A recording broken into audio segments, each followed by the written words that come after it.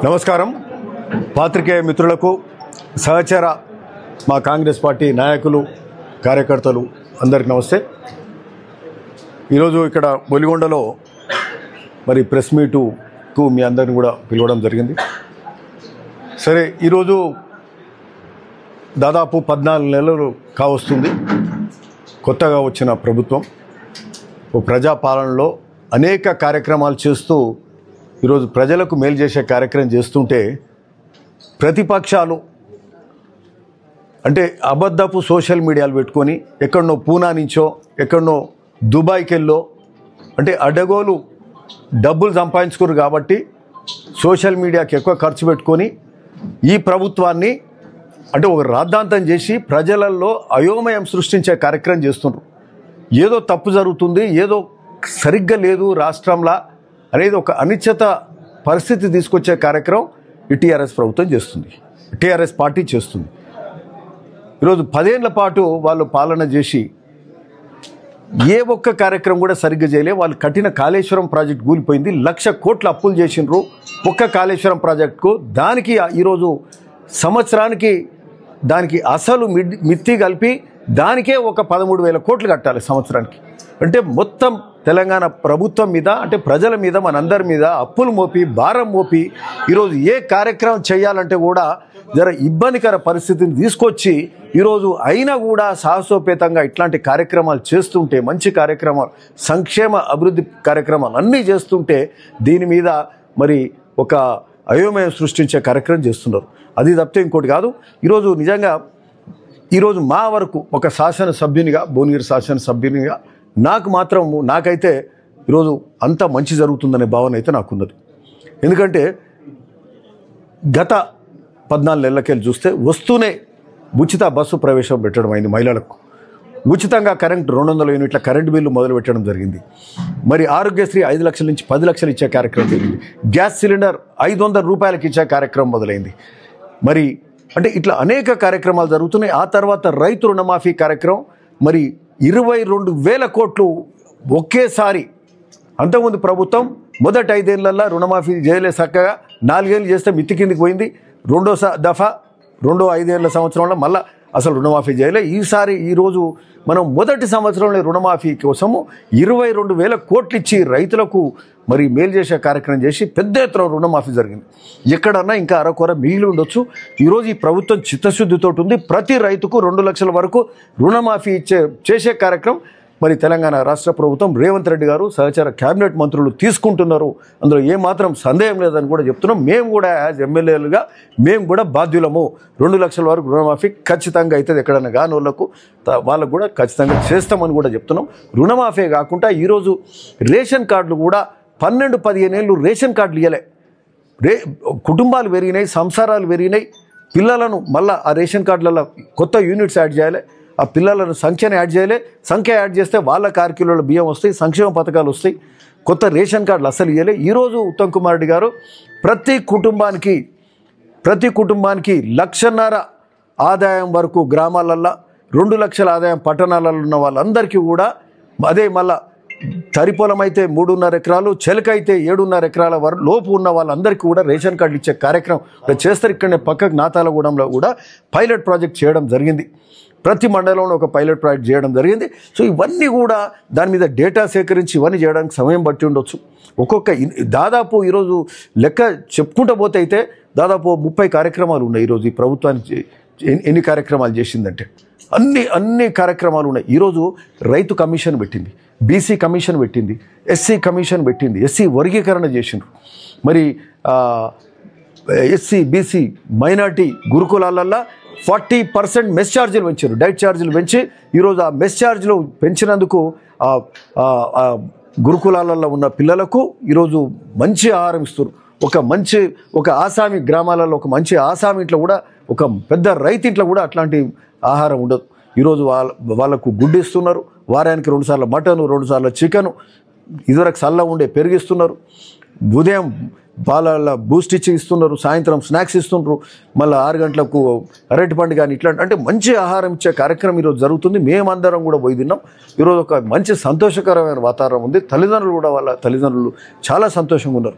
40% mess ఛార్జీలు పెంచి ఈరోజు వాళ్లకు మరి మేలు చేసే కార్యక్రమం ఈ ముఖ్యమంత్రి గారు చేస్తుంటే ఈరోజు మరి అదే కాకుండా ఆరోగ్యశ్రీ కూడా అంతకుముందు 440 కోట్లు ఇచ్చేది సంవత్సరానికి. పోయిన సంవత్సరం 440 కోట్లు అయితే మొన్నటి సంవత్సరం 800 చిల్లర కోట్ల రూపాయలు మరి ఒక ఆరోగ్యశ్రీకి ఇచ్చిన, అంటే దాదాపు డబల్ అప్పుల రాష్ట్రంగా మిగిల్చినప్పటికి కూడా మరి అంటే ఈ ఆరోగ్యశ్రీ కింద కూడా ఈ సీఎం రిలీఫ్ ఫండ్ అయితే ఇట్లాంటివన్నీ కూడా 800 crores 800 పైచీలకు, అంతకుముందు 400 చిల్లర ఉంటే 400 పైచీలకు ఉంటే ఈరోజు 800 పైచీలకు ఈరోజు ఆరోగ్యశ్రీ కోసం వెచ్చించడం జరిగింది. సో మెస్ ఛార్జీలు, సీఎం రిలీఫ్ ఫండ్, ఈ విధంగా ఇట్లా అన్ని కార్యక్రమాలు గొప్పగా జరుగుతుంటే మరి ఇందిరమ్మ ఇండ్లు కూడా మొదలుపెట్టే కార్యక్రమం జరుగుతుంది. దాని మీద కూడా డేటా తీసుకున్నాం. సరే, ఇందిరమ్మ ఇండ్లు కూడా అవసరం ఉన్న వాళ్ళందరికీ అర్హులకు కాన్స్టెన్సీకి ఒక్క నియోజకవర్గానికి 3500 ఇండ్లు ఇచ్చే కార్యక్రమం జరుగుతుంది. 3500 ఇండ్లు అంటే ఒక్కొక్క ఊర్లే అంటే ఒక మధ్యస్థాయి గ్రామం ఉంటే 30 ఇండ్లు అయితే ఖచ్చితంగా వస్తాయి. ఏ ఊర్లో చూసినా సరే అర్హులు అప్లికేషన్లు ఎక్కువ వచ్చినాయి అంటుర్రు. బట్ అర్హులు ఏంటంటే మాకు మేలవుతుందేమో అని ఎక్కువ మంది అప్లికేషన్లు పెట్టి ఉండొచ్చు, కానీ ఒక ఊర్లో 250 ఇండ్లు ఉంటే 150 మంది వరకు పెట్టిరు. కానీ ఆ విధంగా ఉండదు. ఆడ 60-70 అప్లికేషన్లే అవసరం ఉంటాయి. సరే 80 ఉండొచ్చు దగ్గర. సరే అవి 60-70 ఉంటే ఈసారి 20 ఇస్తే మళ్ళీసారి 20 మళ్ళీసారి 20 అతి పేదవానికి మొదటి సంవత్సరం ఇచ్చు, మళ్ళీ సంవత్సరం ఇస్తే అర్హులందరికీ ఇండ్లు వచ్చే కార్యక్రమం అవుతుంది. 10 ఏళ్ళు ఇండ్లు కట్టి ఇచ్చినోడు లేడు. ఇప్పుడు ఇండ్లు ధైర్యంగా ముందుకు వచ్చి ఇండ్లు ఇచ్చే కార్యక్రమం చేస్తుంటే దీని మీద బదనాం చేస్తారు. గ్రామ సభలు పెట్టి మేము అర్హుల జాబితా దిగిపోతే వీళ్ళు వచ్చి లొల్లి పెడతారు. శాతకాకపోయి మీకు సన్నాసులకు ఈరోజు మేము చేస్తుంటే దాన్ని అడ్డు తగిలే కార్యక్రమం చేస్తున్నారు. ఈరోజు ఇది చాలా తప్పుడు కార్యక్రమం చేస్తారు. ప్రతిపక్షం అంటే ఓ నిర్మాణాత్మకమైన క్రిటిసిజం ఉండాలి తప్పితే, విమర్శ ఉండాలి తప్పితే ప్రతిదాన్ని అడ్డుకునే కార్యక్రమం చేస్తున్నారు. ఈరోజు రాష్ట్రమంతా ఈ విధంగా గొప్పగా కార్యక్రమాలు జరుగుతున్నాయి.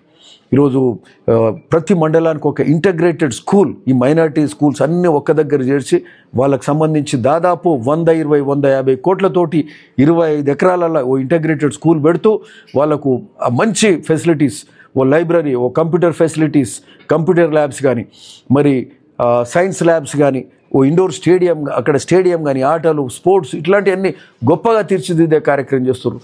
దాదాపు 50-20 కాన్స్టిట్యున్సీలలో స్టార్ట్ అయినాయి కూడా ఇప్పుడు. అంటే ఈ విధంగా అప్పుల రాష్ట్రంగా మిగిల్చినప్పటికి కూడా సాహసోపేతంగా ముఖ్యమంత్రి రేవంత్ రెడ్డి గారు ఈ విధమైన నిర్ణయాలు తీసుకొని ముందుకు పోతుంటే ఇది అర్థమే అవుతలేదు. ఎందుకు ఇట్లా అపోహలు సృష్టిస్తున్నారు? ఇది ప్రజలు గ్రహించాలి. 10 ఏళ్ళు మనల్ని మోసం చేసిర్రు, 10 ఏళ్ళు అన్యాయం చేసిర్రు, మనకు అప్పుల రాష్ట్రంగా మిగిల్చిర్రు. 60,000 కోట్ల అప్పులు ఉంటే దాన్ని 7 లక్షల కోట్లకు తెచ్చి ఈరోజు మన బడ్జెట్లో దాదాపు 60,000 కోట్లు బట్టి విక్రమార్క గారు ఫైనాన్స్ అసెంబ్లీలో చెప్పిండు. 60,000 కోట్ల వాళ్ళు ఆ సన్నాసులు చేసిన అప్పులకే మేము అప్పులు కట్టాలి, అప్పులకు మిత్తి కట్టాలి. ఆ కిస్తీలు మిత్తికి 60,000 కోట్లు పోతే ఎక్కడికి వెళ్ళి చేయాలి? సో ఇబ్బందికర పరిస్థితి ఉంది. అయినా కూడా ఇవన్నీ కూడా అడ్జస్ట్ చేసుకొని మా బట్టి విక్రమార్క గారు ముఖ్యమంత్రి గారు కూర్చొని ఫైనాన్స్ను మరి పకడ్బందీగా చేస్తూ అందరికీ మేలు చేసే కార్యక్రమం ఈ రాష్ట్రంలో జరుగుతుంది. ఇనిషియల్గా ఇన్ని పథకాలు పెట్టినప్పుడు, ఎక్కువ పథకాలు పెట్టినప్పుడు, ఎందుకంటే ప్రజలకు మేలు చేయాలి, అన్ని విధాలు అందరికి మేలు కావాలి. 10 ఏళ్ళు నష్టపోయారు, ఇల్లు కావాలి, రైతు రుణమాఫీ కావాలి, రైతు భరోసా కావాలి, రైతు భరోసా పెంచాలి. రైతు భరోసా కూడా మొదలు పెట్టినాం. ఈరోజు ఇప్పుడు 2 ఎకరాల వరకు వచ్చింది.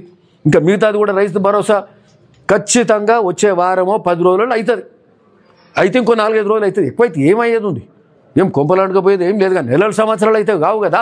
వాడు 5 ఏళ్ళు రుణమాఫీ చేయకపోయి పోయినసారి మేము మొదటి సంవత్సరంలో చేసినాం కదా. అంటే క్లియర్గా ఉదాహరణ అవపడుతుంటే ఆ కేటీఆర్ చాలా గొప్పలు.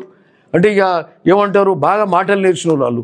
కేసీఆర్ కుటుంబం అంటేనే మాటల మాంత్రికులు. ఏదంటే అది వచ్చింది మాట్లాడతారు, మభ్యపెట్టే కార్యక్రమం చేస్తారు. మళ్ళా తెలంగాణ ప్రజలను మళ్ళీ మభ్యపెట్టే కార్యక్రమం చేస్తారు. వాళ్ళు నమ్మితే మాత్రం ఆగమవుతారు.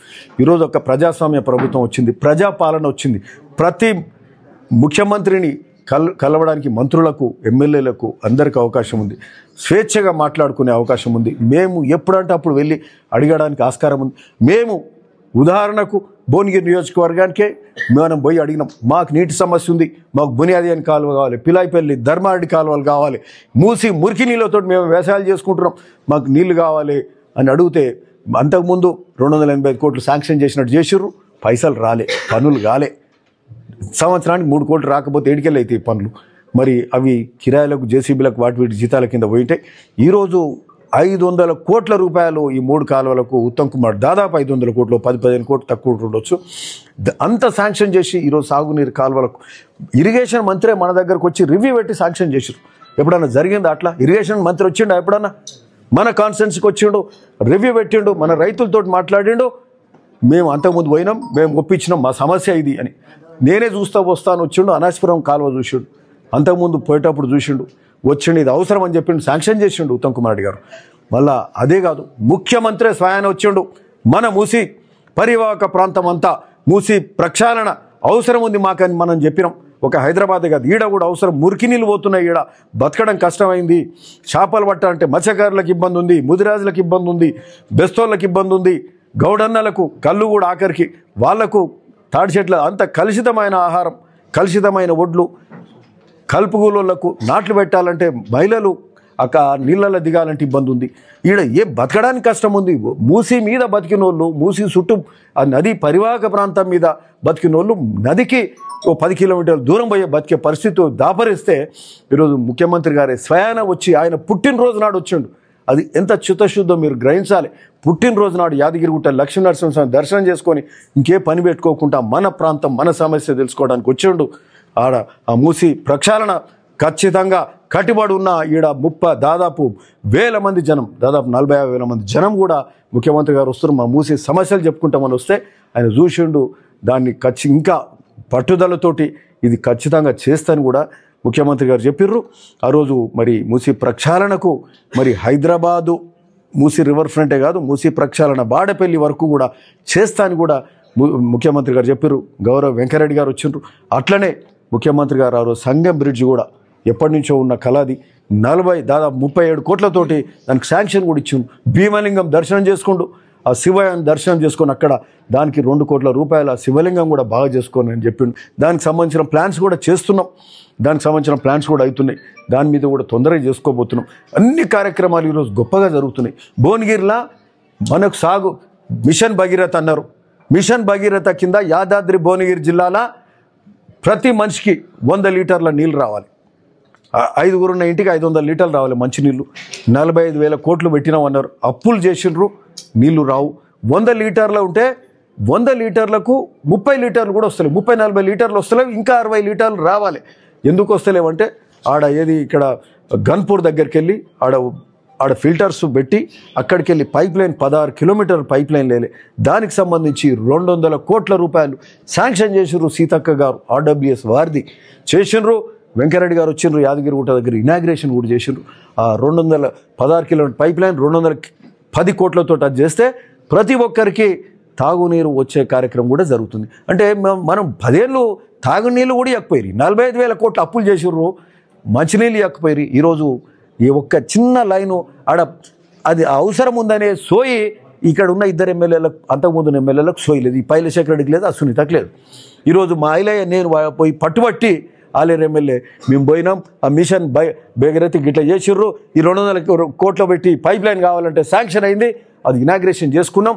కొద్ది నెలల్లో మంచినీళ్ళు